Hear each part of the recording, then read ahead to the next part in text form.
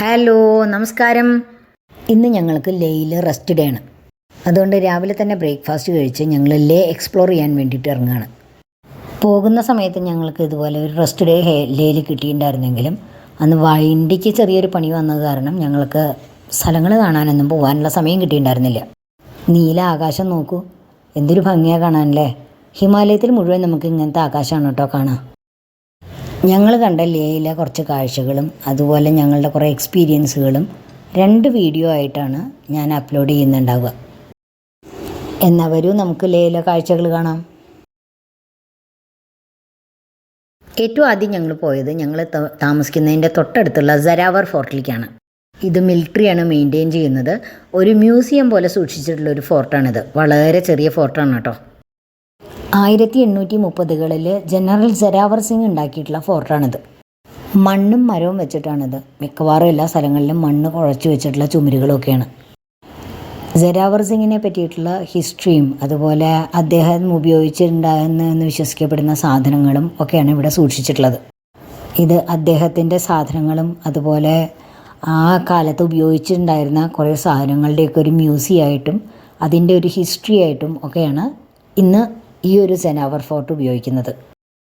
ഫോർട്ടിലേക്ക് കടക്കുമ്പോൾ തന്നെ നമുക്ക് ജനറൽ സരാവർ സിംഗിൻ്റെ ഒരു പ്രതിമ കാണാം. ഈ ഫോർട്ട് ഇപ്പോൾ ജനറൽ സരാവർ സിംഗിനെ പറ്റിയിട്ടുള്ള ഒരു മ്യൂസിയമായിട്ടും അദ്ദേഹം ഭരിച്ചിരുന്ന ദോഗ്ര രജപൂത്ത് ഡൈനാസ്റ്റിയെ പറ്റിയിട്ടുള്ള ഒരു മ്യൂസിയമായിട്ടും ഒക്കെയാണ് ഉപയോഗിക്കുന്നത്. ഇതിനെ പറ്റിയിട്ടുള്ള എല്ലാ കാര്യങ്ങളും അവിടെ എഴുതി വെച്ചിട്ടുള്ളത് കാണാം. അതുപോലെ തന്നെ അവരുപയോഗിച്ചിരുന്ന വസ്തുക്കളും ആയുധങ്ങളും പാത്രങ്ങളും ഒക്കെ അവിടെ ഡിസ്പ്ലേ ചെയ്തിട്ടുണ്ട്. ഇതിൽ ഇവരൊക്കെ ഉപയോഗിച്ചിരുന്ന സാധനങ്ങളൊക്കെ വെച്ചിട്ടുള്ളതാണ്. പഴയ സാധനങ്ങളൊക്കെ വെച്ചിട്ടുള്ളത് ഇവിടെയൊക്കെ എഴുതി വെച്ചിട്ടുണ്ട്. ടീ പോട്ടാണിത്. ഇതാണെന്നുണ്ടെങ്കിൽ വൈൻ പോട്ടാണ്. അങ്ങനെ എഴുതി വെച്ചിട്ടുണ്ട്. പിന്നെ ഹിമാലയാസിൻ്റെ സ്ട്രക്ചർ, ഇത് നമ്മുടെ ഹിമാലയൻ കിടത്തിൻ്റെ കിടപ്പ് ഓരോ ആരുടെ കയ്യിലാണ് എന്നുള്ളതിൻ്റെ മാപ്പുകൾ.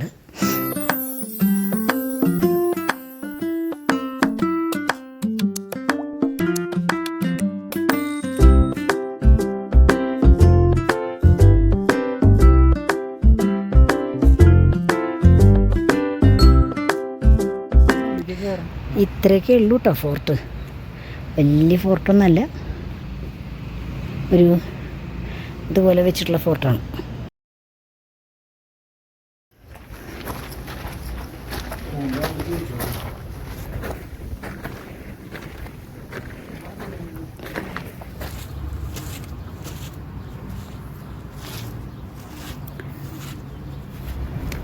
പാലസ് കാണാനുണ്ട്, സ്തൂപ കാണാനുണ്ട്.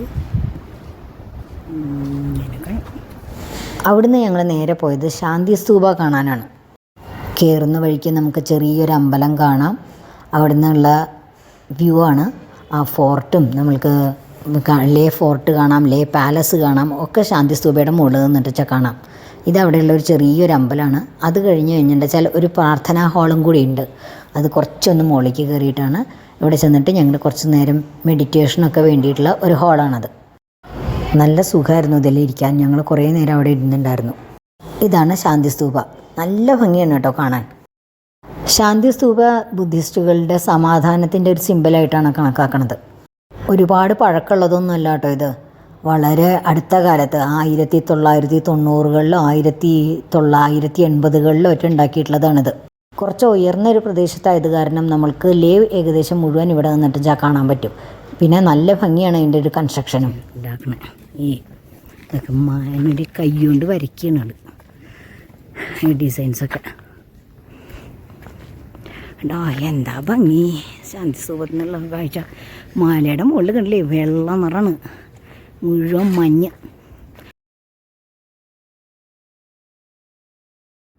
നിറച്ച് കൊത്തുപണികളൊക്കെയാണ്.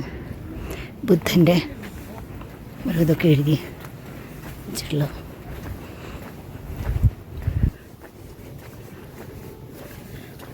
ഇങ്ങനെ അതിൻ്റെ ചുറ്റും നടക്കാം. നിറച്ച് കാണുന്ന മുഴുവൻ മലയാളികളെ കേട്ടോ ഇതിൻ്റെ ഉള്ളിൽ. അവിടെ നിന്നിട്ട് ഞങ്ങൾ കുറച്ച് ഫോട്ടോസൊക്കെ എടുത്തിട്ട് ശാന്തി സ്തൂപത്തിൽ നിന്ന് പുറത്തേക്ക് ഇറങ്ങി.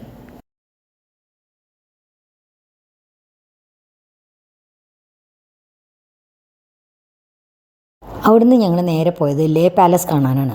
ഇതാണ് ലേ പാലസ്. 9 നിലകളുള്ള പാലസാണ്. വേറൊന്നുമല്ല, ഒരു കുന്നിൻ്റെ ചെരുവിലാണത്. ആ കുന്നിൻ്റെ ചെരുവിനനുസരിച്ചിട്ട് ഓരോരോ നിലകളായിട്ട് കെട്ടിയുണ്ടാക്കിയിട്ടുള്ള പാലസാണത്.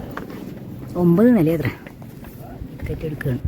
അതിൻ്റെ ഉള്ളിലേക്ക് കയറാനുള്ളത് ഇങ്ങനെയാണ് സംഭവം. ഇതാണ് പാലസിലേക്കുള്ള എൻട്രി. വീഡിയോൻ്റെ ക്ലാരിറ്റി കുറച്ച് കുറവാണ്. വെർട്ടിക്കലായിട്ട് മൊബൈൽ പിടിച്ചിട്ടാണ് പല വീഡിയോസും ഞാൻ ഇതിലെടുത്തിട്ടുള്ളത്. അതൊക്കെ ഒന്ന് ക്ഷമിക്കണം കേട്ടോ. പാലസ് എന്ന് പറയുമ്പോൾ നമ്മുടെ ഒരു പാലസ് കൺസെപ്റ്റ് ഒന്നുമല്ല. വേണ്ടേ, മരമാണ് മുഴുവൻ. പുറത്ത് നിന്നിട്ട് ഭയങ്കര ചൂടായിരുന്നു വെച്ചാലും ഉള്ളിലെത്തിക്കഴിഞ്ഞാൽ അവിടെ തണുപ്പായി. സ്വെറ്റർ ഇല്ലാണ്ട് പറ്റില്ല എന്നുള്ള സ്ഥിതിയിലുള്ള തണുപ്പത്തി. നല്ല തണുപ്പാ. 7 ലെവലുണ്ട് അത്രേ. നോക്കി നോക്കാം. പാലസിൻ്റെ ഹിസ്റ്ററി മുഴുവൻ നമുക്കിവിടെ എഴുതി വെച്ചിട്ട് കാണാം. അതുപോലെ തന്നെ പാലസിലുണ്ടായിരുന്ന അവരുടെ ഓരോ രീതികളും പിന്നെ പഴയ പാലസിൻ്റെ കുറേ ഫോട്ടോസും എല്ലാം ഇവിടെ പ്രദർശിപ്പിച്ചിട്ടുണ്ട്. നമ്മൾ പാലസ് എന്ന് പറയുമ്പോൾ വലിയ വലിയ കൊത്തളങ്ങളും തൂക്കുവിളക്കുകളും ഒക്കെയുള്ള വല്ല പത്മനാഭപുരം കൊട്ടാരോ അല്ലാന്നുണ്ടെങ്കിൽ മൈസൂർ പാലസൊക്കെ പോലുള്ളതൊന്നാണ് ഉദ്ദേശിക്കേണ്ടായിരിക്കുക. പക്ഷേ തികച്ചും വ്യത്യസ്തമായിട്ടുള്ള ഒരു അനുഭവമാണ് ഇവിടെ വന്നിട്ടുണ്ടാവുക. പാലസിൻ്റെ പല ഭാഗത്തു നിന്നുള്ള ഒരുപാട് ഫോട്ടോസ് ഇവിടെ ഉണ്ട്. കോണികളൊക്കെ കണ്ടില്ലേ, മരത്തിൻ്റെ ചെറിയ ചെറിയ ഇടുങ്ങിയ കോണികളൊക്കെയാണ് അവിടെ ഉള്ളത്. മുകളിലൊക്കെ മരമാണ്, കംപ്ലീറ്റ് മരമാണ്. മരം. ഇവിടെ ഒരു വലിയ പോർട്ടിക്കോ. ഇനി ഉള്ളിലേക്ക് കിടക്കാം. ഉള്ളിലേക്ക് കിടക്കുമ്പോൾ എല്ലായിടത്തും കുഞ്ഞിട്ട് വേണം കിടക്കാൻ. ഒരു അമ്പലമുണ്ട്, ഹോളി സ്ട്രീൻ കാണാണ്ട്. ഹോളി സ്ട്രീനിൽ എന്താ ഉള്ളത് എന്നുള്ളത് നമുക്കൊന്ന് ചെരുപ്പൊക്കെ ഉരിച്ചിട്ട് വേണം പോവാൻ. ഇത് അതിൻ്റെ ഉള്ളിലുള്ള ഒരു ചെറിയൊരു അമ്പലമാണ്. അതിൻ്റെ ഉള്ളിൽ മെഡിറ്റേറ്റ് ചെയ്യാനും എല്ലാമുള്ള സൗകര്യമൊക്കെ ഉണ്ട്. അവിടെ ഒരുപാട് ബുക്സും ഒക്കെ നമുക്ക് കാണാൻ പറ്റിയിട്ടുണ്ടായിരുന്നു. ഒരുപാട് ഗ്രന്ഥങ്ങളൊക്കെ സൂക്ഷിച്ചിട്ടുണ്ട്.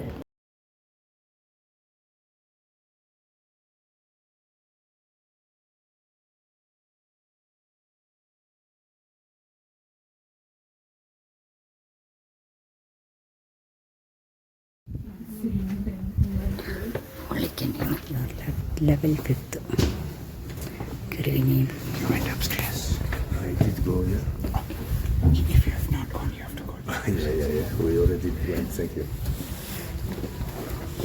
ഇതൊരു ഫോട്ടോ എക്സിബിഷൻ ഉണ്ട്.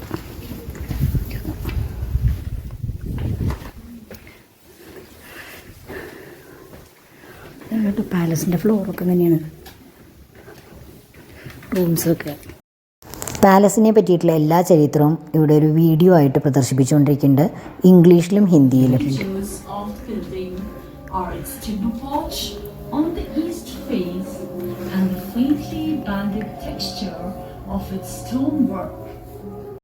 പാലസിൻ്റെ ഓരോ ഫ്ലോറിലും ഏതൊക്കെ റൂമുകളാണെന്നുള്ളതും എന്തിനൊക്കെ വേണ്ടിയിട്ട് ഉപയോഗിച്ചിരുന്ന റൂമുകളാണെന്നുള്ളതൊക്കെ അവിടെ പറയുന്നുണ്ട്.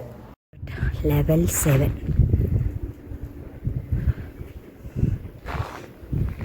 ലെവൽ 7ൽ മെയിനായിട്ട് ഒരു കോണിയുണ്ട് മുകളിലേക്ക് 8ലേക്ക് കയറാൻ. പിന്നെ മെയിനായിട്ട് ഒരു ബെഡ്റൂം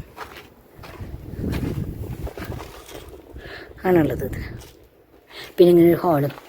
ഈ ഹാളിലാണ് രാജാവും മന്ത്രിമാരെ കാണുന്നത്. അതാണ് ബെഡ്റൂം. അടച്ചിട്ടുണ്ട്. താമസിക്കുന്ന ഫ്ലോർ ആയതുകൊണ്ട് മരത്തിൻ്റെ പണികളൊക്കെ കുറച്ചുകൂടി ഗംഭീരമാണ്. പറയാം ഇതിൽ ഗംഭീര നല്ല പെർഫെക്റ്റായിട്ടുള്ള ചെയ്തിട്ടാണ്. ഈ മുകളിലേക്ക് കയറുന്ന കോണി ലെവൽ 8ലേക്കുള്ളതാണ്. ഇതാണ് ലെവൽ 8. ഇവിടെ കൾച്ചറൽ ആക്ടിവിറ്റിയൊക്കെ നടക്കുന്നത് ഇവിടെയാണ്. അത്ര ഇവിടെ വന്നിട്ടുണ്ട് കൾച്ചറൽ ആക്ടിവിറ്റിയൊക്കെ നടത്താമെന്ന് പറയണം. ഇനി മുകളിൽ 9th ഫ്ലോർ ഉണ്ട്. 9th ഫ്ലോറിൽ 8 റൂം മാത്രമേ ഉള്ളൂ. ഇവിടെ ഒരു റൂമേ ഉള്ളൂ. റൂമുകളൊക്കെ അവിടെ അടച്ചിട്ടുണ്ട്. You are in the level 8. ഇവിടെ നിന്ന് കഴിഞ്ഞാൽ നമുക്ക് ലേ നഗരം ഏകദേശം മുഴുവൻ കാണാൻ പറ്റും. ചുറ്റും മലകളാണ്. ഹിമാലയാസിൻ്റെ നടുവിലുള്ള ഒരു ചെറിയ പട്ടണമാണ് ലേ. വളരെ ചെറിയ പട്ടണമാണ് കേട്ടോ ലേ എന്നുള്ള നഗരം. നല്ല രസമാണ് ഇവിടെ നിന്ന് കഴിഞ്ഞാൽ കാണാൻ.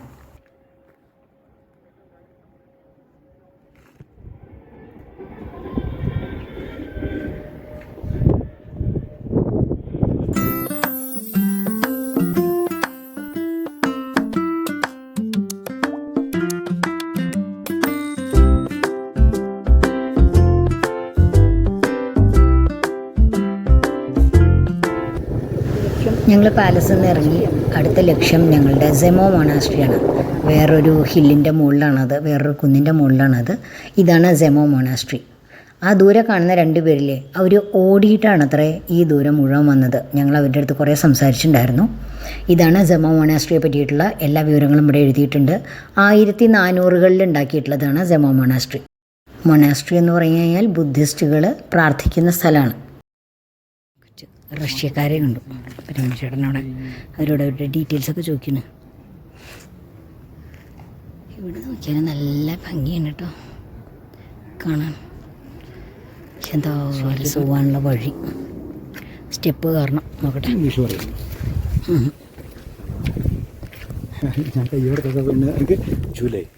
അത് ശരി, പഠിച്ചിട്ടില്ലാണ്. ഇതിൻ്റെ മുകളിലേക്ക് കയറണം, ഇങ്ങനെ കയറിപ്പോണം, നടന്നെത്തുമായിരിക്കും. എന്തോ കഥ.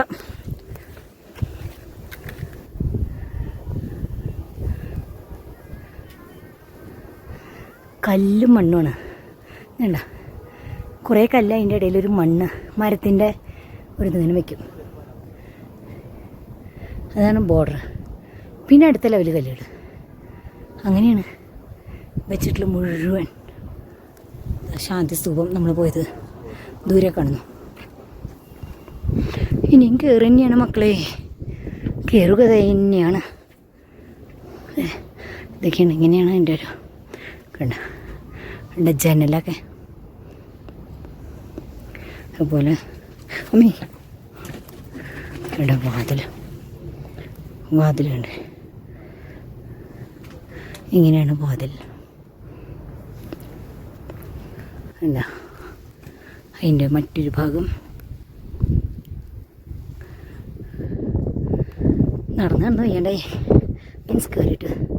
ഇതാണ് ഇതാ കാണുന്നു, കാണുന്നു. പിന്നെ മണ്ണ്,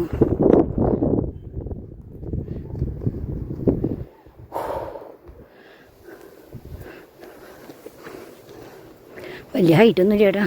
ഇതൊക്കെ മണ്ണ് കുഴച്ച് വെച്ചതാണ് ശരിക്കും, കല്ല് മണ്ണ് കൂടിയിട്ട് ഉരുട്ടി വെച്ചിരിക്കുക. ആ മുകളിൽ കാണുന്നതാണ്, അവിടെയാണ് നമുക്ക് പരിക്രമ പ്രദക്ഷിണം വയ്ക്കുക. ഏറ്റവും മുകളിൽ കാണണം, അതുവരെ എത്തണം. ഇനി നടന്ന് നടന്നിട്ട് അയ്യാ രമേശേട്ടൻ റെഡി ആയിട്ടുണ്ട്. ഈ ഓട്ടയിൽ കൂടെ വേണം അങ്ങോട്ട് പോകാൻ. എന്തിനാ ഇങ്ങനെ ചുരുട്ടി വെച്ചിട്ടുള്ളത്? അങ്ങനെയാണ് ഇറങ്ങിപ്പോവുക, ഇങ്ങനെ കയറി വരിക. അതുവരെ എത്തണത്ര, എത്തുമായിരിക്കും. എൻ്റെ ഈശ്വരാ വയ്യാണ്ടുണ്ട്. ഇപ്പം നമ്മൾ ഏറ്റവും മുകളിലത്തെ സ്റ്റെപ്പ് കയറി അങ്ങോട്ട് എത്തി, ഏറ്റവും മുകളിലേക്ക് എത്തി.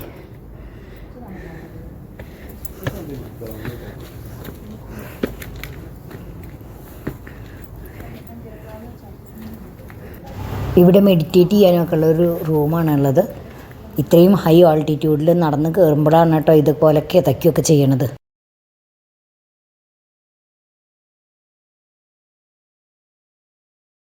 ഇതൊരു പരിക്രമം. എൻ്റെ പേടി എവിടെ താഴത്തേക്ക് നോക്കി കഴിഞ്ഞാൽ വെച്ചാൽ എനിക്കെൻ്റെ പ്രത്യേകിച്ച് നല്ലോണം ഹൈറ്റിന് ഫിയറുള്ളതാ. ഈശ്വര, നമ്മൾ പരിക്രമം ചെയ്യണം.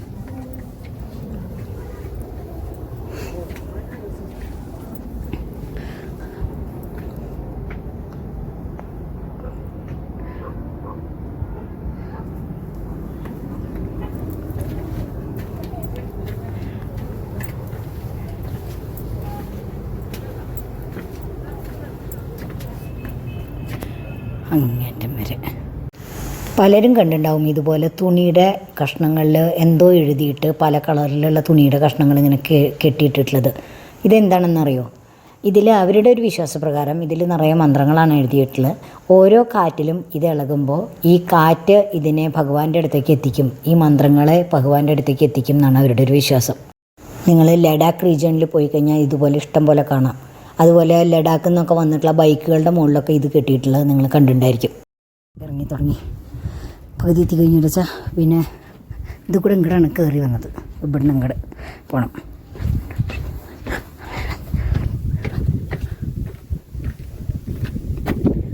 വേറെ വഴിയാ.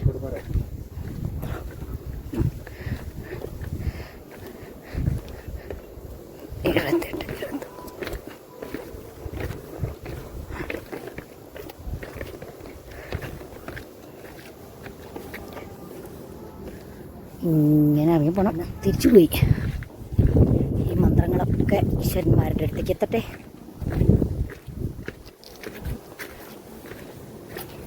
അതിനെയൊക്കെ കാണാം നിങ്ങൾക്ക് മന്ത്രങ്ങൾ എഴുതിയ കടലാസുകൾ തൂങ്ങിക്കിടക്കുന്നത്. ലേലി ഞങ്ങൾ കണ്ട കാഴ്ചകളുടെ ബാക്കിയായിട്ട് വീണ്ടും വരാം. അതുവരേക്കും എല്ലാവർക്കും ബൈ ബൈ.